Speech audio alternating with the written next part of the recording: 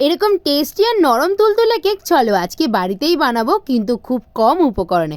প্রথমে নিয়েছিলাম বাটার আর একটা বাটিটার মধ্যে বাটারটা পুরো ভালো করে একদম মাখিয়ে নিয়েছিলাম চারিদিকে।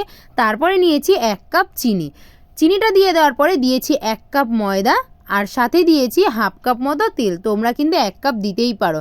তারপরে দিয়েছি 1.5 কাপ দুধ। এদিকে বেকিং পাউডার আর বেকিং সোডা কিন্তু পরিমাণ বুঝেই দিতে হবে, একটু অল্প অল্প করে। তারপরে দিয়েছি ভ্যানিলা এসেন্স আর সাথে এদিকে 3টে আপেল নিয়েছি একদম পুরো মিক্সার গ্রাইন্ডে মিক্সড করে।